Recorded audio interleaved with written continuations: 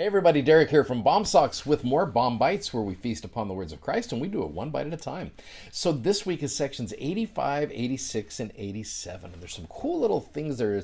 It's a little disjointed. There's no real flow to it, no real storyline, but there's some cool little principles that we're going to talk about. So I want to start off with section 85, verses 1 and 2, because there's something that's kind of cool here, cool little principle.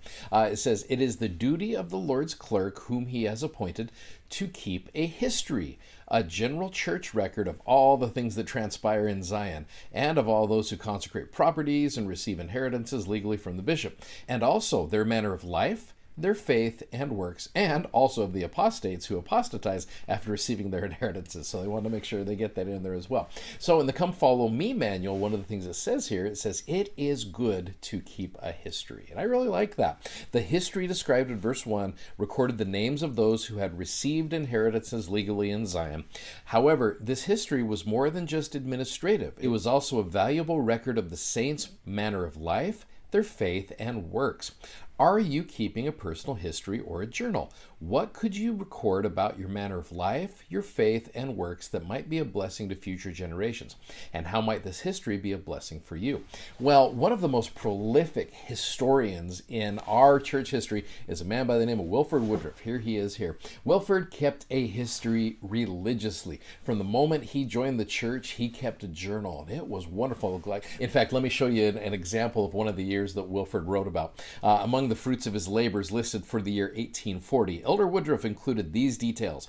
During the year, he traveled 4,469 miles, held 230 meetings, attended 14 conferences, baptized 336 persons, and assisted in baptizing 86 others, confirmed 420 persons and assisted in confirming 50 others, ordained 18 elders, 97 priests, 34 teachers, 1 deacon, blessed 120 children, administered to 120 people who were sick, helped gather 1,000 pounds, in money there, to print the Millennial Star, 3,000 copies of the hymn book, and 5,000 copies of the Book of Mormon, and to assist 200 members of the church to emigrate to Nauvoo in Iowa. Wrote 200 letters, received 112 letters, and faced 4 mobs. I don't know about you, but I'm reading that, and it's awesome. I love that. Much of what we have by way of church history is because of Wilford Woodruff. But it's kind of exhausting to read that as well. You're like, okay, I don't know how I can keep up with that. So I wanted to take a different approach here. I went to YouTube and I just started looking up how to keep a journal. I wanted to see what other people maybe who are not of our faith, that thought of this. Because again, we don't hold the market on goodness when it comes to learning how to do good things. Some people have some great ideas out there. And I saw this video. It's simple, but I love the way it describes the importance of keeping a journal. So watch this. Are you a serial notebook abandoner who's going to journal for real this year? Or are you a first-time newbie who wants to start a diary?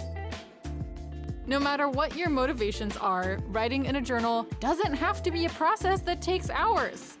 In this video, we'll share 5 low-effort ways to start and keep journaling in 2021. Journaling shouldn't be a stressful experience, but so many people feel anxious when they see an enormous page that has to be filled with writing.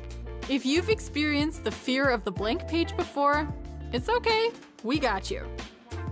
An excellent solution to this problem is to use a special journal that dedicates a page to the same day over successive years. Each day only gets a small, defined space to fill in. You can journal every day without feeling overwhelmed by how much you have to write. As an added bonus, you can read entries from previous years on the same page to see how much you've grown. Line-a-day journals come in dated and undated varieties. Undated diaries like these by Apika and Midori are available in 3- and 5-year versions. You can start writing in these diaries whenever you like, though you have to write in the year for each entry. Hobonichi's dated 5-year Techo has all the dates filled in for you, but starting late will have you skipping pages. While we're talking about the fear of the blank page, this deceptively simple tip can make it easier to write. Rather than using a large journal with too much real estate, downsize to a smaller notebook that's easier to fill.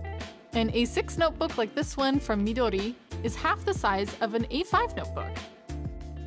You could even pick up a set of pocket-sized field notes to always have on hand. Instead of writing out elaborate journal entries, opt for something short and sweet. It's also useful for those who find it difficult to write an hourly play-by-play. Choose small events that change frequently. For example, you can keep a simple log of each day's weather and meals. If you enjoy crafting, tabletop gaming, or letter writing, you can record brief updates around your hobby. A quick, simple entry is also a great way to warm up your writing muscles. If you feel like you have more to say at that point, your journal is already open, so you can just jump right in.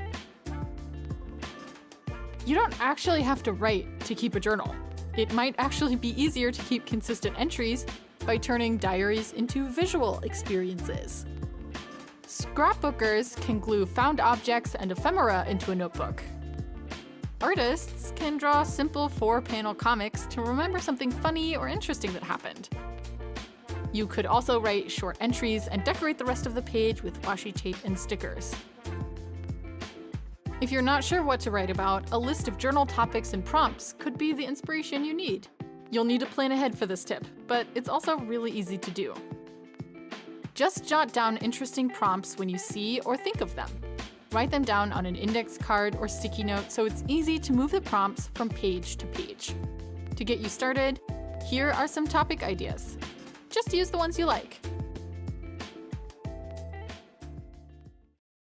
Again, just some simple things. Sometimes I think we overwhelm ourselves with what we have to do. Not everybody is a Wilford Woodruff in keeping a journal, but I think sometimes just the simple daily things, or just a consistency to our lives. I think that right there will bless the lives of our posterity. One of the reasons that we're doing these B.O.M.-BITES videos is someday I know it is going to be something that my children's children can look back on, and it becomes a little bit of a record keeping of sorts. Again, I've said this before, and I'll say it again. How you keep a journal and a history doesn't matter. That you do it does. So if you can figure out whatever works best for you, some of you do it through social media, some of you do it through scrapbooking, photo journaling, it doesn't matter. But you can bless people's lives, your own and your future posterity that don't even know you yet. They'll know you someday as you do this. So anyway, I love that. It is good to keep a history. Hey, thanks for watching. Thanks for subscribing, and thanks for sharing. Godspeed. See you tomorrow. Bye-bye.